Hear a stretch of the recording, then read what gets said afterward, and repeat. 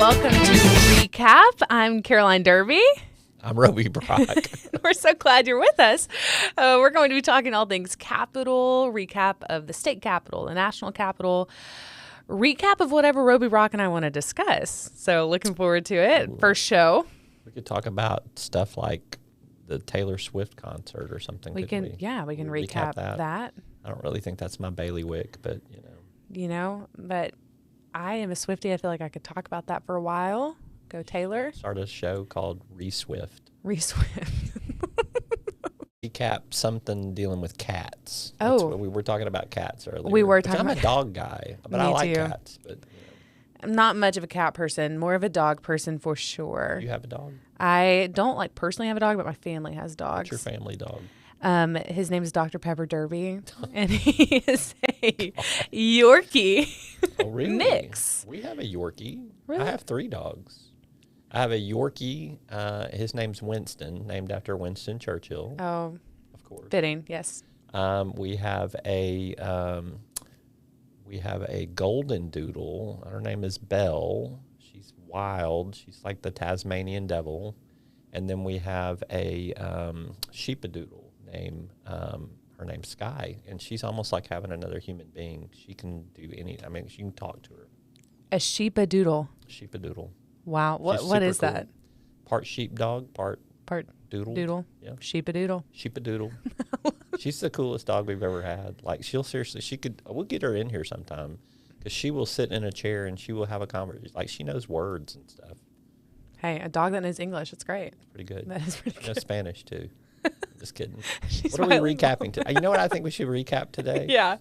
I think we should just recap each other's backgrounds. I like that. Yes, I agree completely. Some people watching this may not know much about you or me. Yes. Well, let's kick things off with you, Roby.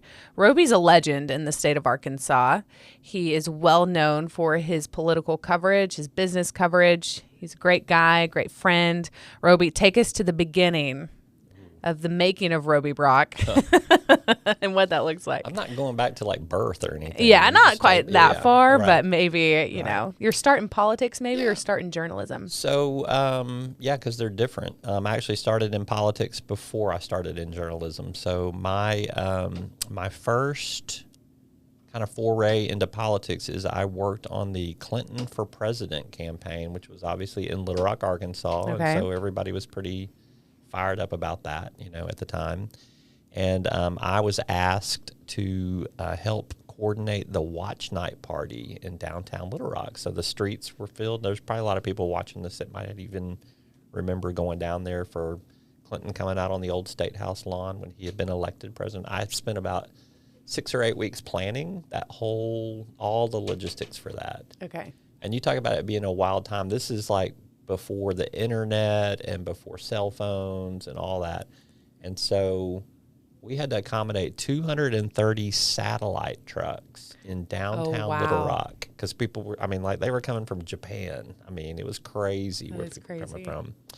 And so, putting all that together. I worked with the Secret Service. I worked with Entergy at the time, because there wasn't enough power for all that stuff. And there wasn't enough fiber optic cable for the satellite trucks, and that was a pretty wild time. So I've got some funny stories. We might get to some of them. But that led to me meeting the governor, the lieutenant governor that night, who was going to be elevated to governor, Jim Guy Tucker, who died not too long ago. Yes. And he was lost in the crowd, and I knew I was at a Secret Service stop point, and I was like, "That's the new governor over there, and he's lost."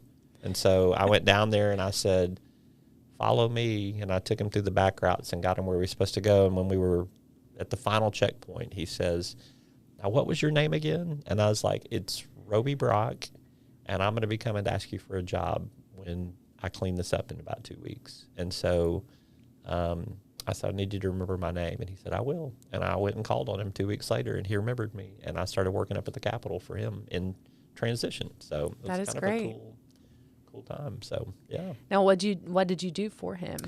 I originally worked kind of the legislative war room, so that's how I know so much about how the Capitol works and how the legislature works. Because we didn't have the internet, we didn't have any. So back then, to get a Senate agenda, you had to go find the Senate president and ask him what they were going to talk about that day. There was no printed agenda. It was whatever he wanted to bring up. Wow. And so you'd have to go find him every day, and he'd pull a little note card out. Well, at lunch we talked about we're going to take up these bills today, and we might do some other stuff too. And you'd be like, it's great. So, you couldn't watch it on the internet. You had to have people there watching stuff. And so I was kind of command central for when committees would finish and the sessions would finish. People would come report to me what happened, and then we'd track it all. And I'd put a report together for the governor twice a day, and that's what I started doing. So, and then I moved into his press office, so I got to work in media. That was probably my first media experience. And then later I got moved as a legislative aide, and so I worked a lot of committees and worked with a lot of different state agencies that reported to the governor and handled some of that communications. But it's just a good educational experience on civics, and how government works, and it has led to me. That is how I know a lot about kind of the inner workings of things, because I had to. It's like learning to drive on a stick shift, I mean, like I could do it old school, but I can do new school too. So. Yeah. What about you? What got you interested? Oh, goodness. I think it goes back. I've always enjoyed news in general, always wanted to know what was going on, current events, and it even dates back. I'm going to go ahead and tie in pageantry. When I started that in high school, knowing current events was a big thing in interviews and on-stage questions and different things like that. And so I'd always liked keeping up with what was going on, and it always particularly enjoyed politics. And so when I was in college, I always thought I was going to go to law school, kind of, or maybe not always thought. I'd always wanted to do TV news, but something in the back of my brain was like, okay, maybe you need to go to law school. Maybe you don't need to go this route, go to law school. The idea of maybe running for office or doing something truly political, but did not end up doing that. Found a passion in TV news, which I am so happy to do. But one of my majors in college was political science. And Roby, a political science major is not necessarily a government major or not necessarily a civics major. It is truly like more of a theory of politics and political science and dating back and political theory. So that was not, the most interesting thing to me. But the few classes that we got that revolved around like the government, I mean, you might know Hal Bass. Yeah. Love Hal Bass, longtime friend of mine. Also my professor. He taught really great courses at Ouachita Baptist University, the American presidency, Arkansas state government, Congress, these specialized classes. And when you have a professor like Hal Bass, who is well known in Arkansas's political realm as well, he doesn't make it boring, and he really draws you in, and he makes you care about politics too and what's happening. And so in all of those classes, I was like, wow, I just really love this. Now, when we were going into like Marxism and, variety of, not too much on all that, but truly government and politics and what that looks like in the making of laws and what the presidency can or should or could look like and what a governor looks like, that role, not the person, but the role itself. And so getting to see that firsthand in those classes made me love politics.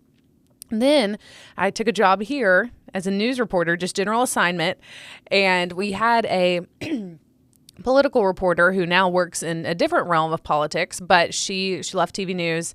And when that spot had come open, I immediately went to our boss and I was like, I really think I can do politics. I really believe in myself. The legislative session was coming up, and she left the week before the legislative session. So I had not really prepped. I had always kept up with it. Obviously, being in the news, you kind of keep up with a little bit of everything, but I had not prepped, and then all of a sudden she left, and they're like, Caroline, you're up. And I was, here we are. So got thrown into the legislative session in January. Loved it, though. I mean, I felt like it was such an honor, too, getting to walk into the Capitol every day. And it's so special, I think, when you grow up in Arkansas, several legislative figures, political figures. I mean, my next door neighbor growing up, Representative Richard Womack, lived next door to him my entire life in Arkadelphia, Arkansas. So getting to see him in that role too, but getting to walk into the Capitol every day and cover issues that matter and making people care about the issues too. Because, a lot of times, okay, we can have a lot of political jargon. It's kind of what I like to talk, or just like, different words that don't mean anything. But when you break it down and make people care and understand, and then it's the whole process too, Roby. I mean, you've been in the Capitol. Yes, those committee hearings can go on for hours and the testimony can be long, and you're just sitting there like, what is happening right now?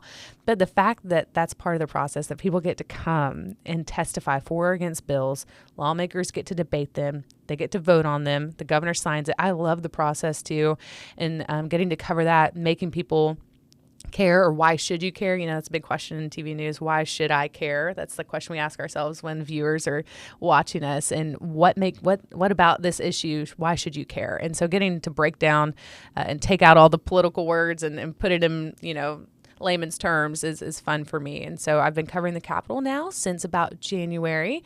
Did a little bit before, like if our old political reporter wasn't around, I would kind of fill in for her, but have loved it ever since. I've been on Capitol View with Roby Brock a few times. Thanks, Roby, for having me. But to sum it all up, Roby, I think it all started with those government classes in college with Hal Bass that then turned into, oh my goodness, I get to walk into the state capitol every day and then enjoying the process, and then enjoying when people are like, hey, you made me understand what this means. And that, I think, is really cool. Yeah. Well, you've done a great job. Oh, it's thank been you. good and fun working with you. And, man, it's just nice to hear a younger person enthusiastic about politics, because I don't hear it from as many young people as I think it used to be when I was your age. I think we were all, like, kind of starry-eyed, and everybody pretty much believed. There just wasn't as much cynicism in politics as there was, again, when I started over 30 years ago. And so it is refreshing to kind of see, you know, that this is pretty cool, you know, and it is cool. So, I'm still, I mean, I will admit I am a little jaded at times because it's almost like Lucy in the football. I've seen some of these same plays over and over and over again, but I've thought about this recently. I am still enthusiastic. I still love doing interviews with people and learning what's next, or how the decisions that they might be making as policymakers could affect people's lives positively or negatively.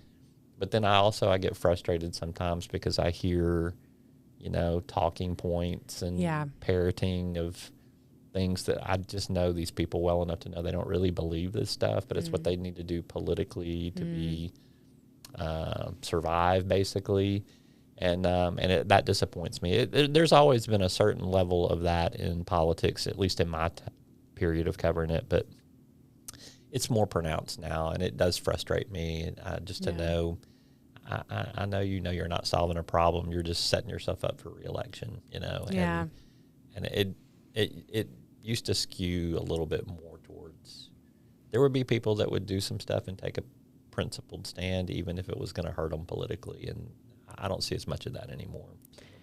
And I think that, that's the negative side of the process that I think we all love too, is the truly, I guess, the politics of it all. And because I like the government process and the civics of it and that type of thing. But I think sometimes in this political climate as well, the politics of it are at the forefront, and maybe not what I like to call maybe the civics part of it all too. Yeah. So well, we haven't had the super competitive competitions or elections in almost 10 years. I mean, 2010, 2012, 2014, when Arkansas shifted from a Democratic supermajority state to a Republican supermajority state, there were 3 election cycles in there where it was just, I mean, hand-to-hand combat. I mean, Tom Cotton versus Mark Pryor, Asa Hutchinson versus Mike Ross. I mean, those were some, Blanche Lincoln and John Bozeman, those were some really knockdown, drag-out battles where literally every day, if you were on the political beat, you were going to a press conference from one of them that was just, I mean, treating the other one like a piñata. I mean, it was just brutal.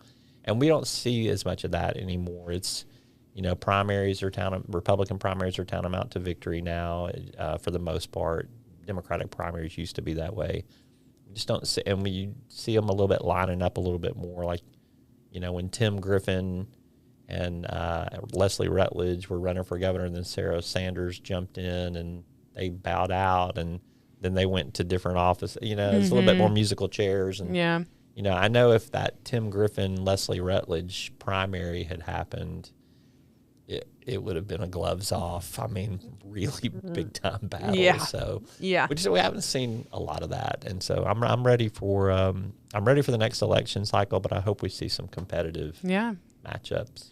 I think some of them that we've heard of so far could turn out to be pretty competitive. Some representatives who are running against some senators trying to get in the Senate and different things like that. So we'll kind of have to keep everyone updated on all of those races, of course, as we continue to follow those. But Roby, you are the host of Capitol View. I need to know, you were telling me that you have a great story about how Capitol View became Capitol View. And so what is the name behind it? And then how did you get started with Capitol View? All right. Just know that I'm going to ask you how we got the name recap after this for this show.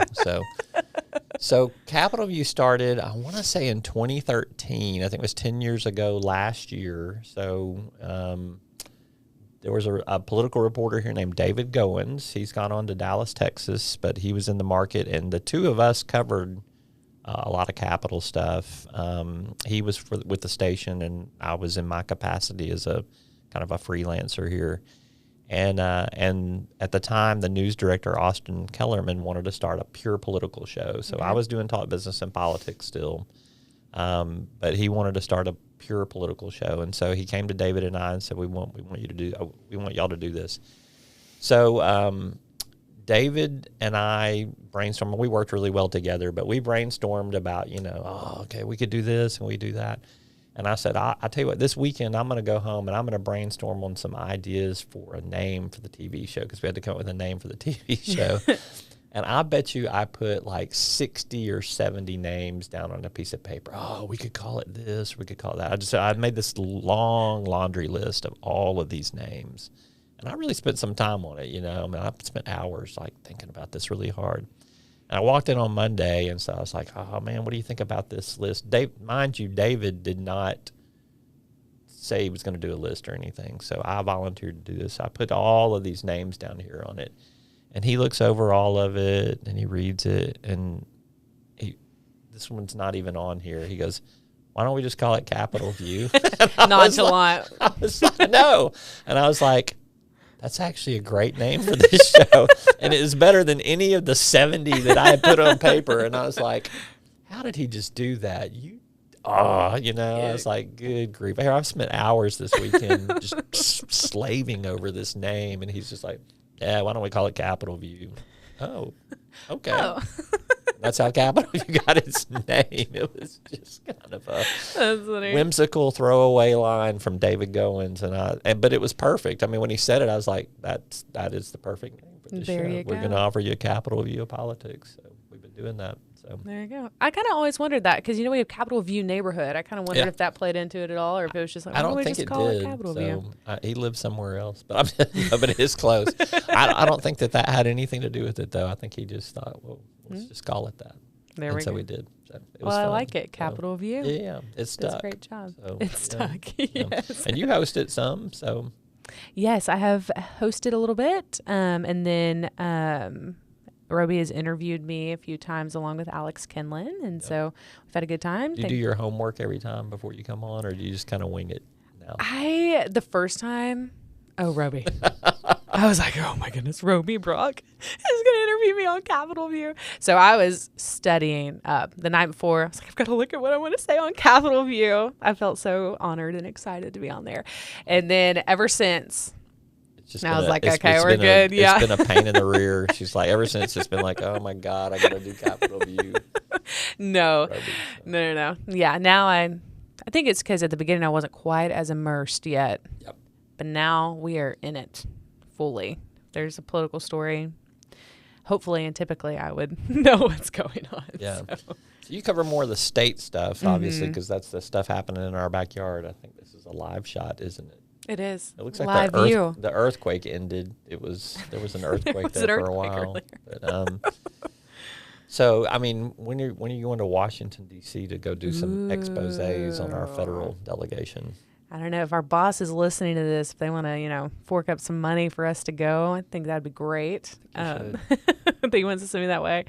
I guess the main question with that is maybe going to follow whether it's Tom Cotton or John Bozeman, maybe cover some of their things going on over there. But I almost wonder if it's at some point when an Arkansan runs for president. I know back in the day, Bob Clausen, I believe, is on the campaign trail for, it may have been Clinton. Yep.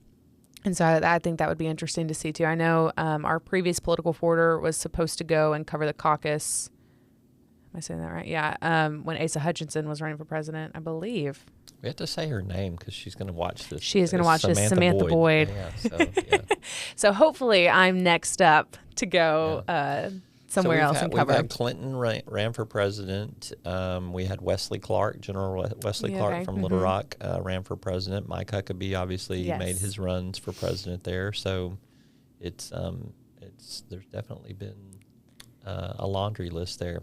Yeah. You know, the question I get the most when I go out and talk to a lot of civic clubs around the state and different groups and stuff like that. And I always throw it open to them, to ask their own questions sort of thing. And I get this question, I bet I get it every place I go. It would be at least 90% of the time. What do you think Sarah Sanders is going to do after governor? And I have to tell them the answer. But what do you think she's going to do? I mean, you'll be wrong if you don't answer it right. I'll correct you. So I mean, I think the natural, assumption would be to run for president. But anything is possible. What do you think? What do you say to that question? Let's see, she runs for governor re-election in 26. I know there's competition against her, but let's say she gets reelected. Then whether she won or lost, she could run for president in 28 because Trump will be term limited. So I think she throws her hat in the ring, at least tests the waters, goes to Iowa, maybe New Hampshire, gives some speeches, sees what kind of response she gets. She's worked the Iowa caucuses many times for her father, so she's extremely knowledgeable about what it would take. She's pretty well known, too. There'll be a lot of people lining up. I mean, J.D. Vance will be the VP, will be the guy with the most cachet to be the replacement for Trump. I mean, he seems to be a loyal lieutenant, and people, I think he'll have to get displaced before he could. It'll be a wide open race. Not that there won't be a lot of people that'll jump in, but you'll see some of the cabinet secretaries will probably jump in. I wouldn't be surprised to see Kristi Noem or Marco Rubio and some of those others just maybe get back in again as well. Yeah. And but I think she goes and tests the waters on that. Okay. And even if she doesn't catch fire as the nominee, I think she'd still be a very viable vice presidential candidate as well. That's a great point to bring up, too. So, but I think that is definitely on her horizon there, too. Other thing that I'm keeping in mind, too, and I point this out more than I get asked about it, is in 28, I think John Bozeman is up for re-election. And the question will be, does he run for another term, or does he decide I've been here long enough and I'm ready to go play golf? I don't know. And then that would just set up a whole interesting scenario of people vying for that seat, too. That's a great point as well. Not just, governor or president, but those positions as well. We'll have to see. Yeah. We'll have to see. And all of our congressmen have been there for quite a while. They have. 2010 and 2014 is when all four of them, they're elected there, so they've all got over 10 years. And they're all chairmen of committees now, which is really interesting. We've started a subscription-based newsletter called DC Edition at Talk Business and Politics, which is our other show. And I interview, almost every week, a different congressional official, one of the 6 out of our federal delegation. So I'm always kind of probing them for different stuff. It's just usually podcast interviews if we can't get them on television for Capitol View. But I talk to them pretty regularly and get a lot out of them in terms of what's going on, what they're doing. And I found that was a real deficiency because they're in Washington, D.C., and you don't get to see them here all the time, you know. So doing that with them, I think, has really opened up a lot more coverage of what's going on in Washington. And there's been a lot happening, too. There has been a lot, too, to keep up with there.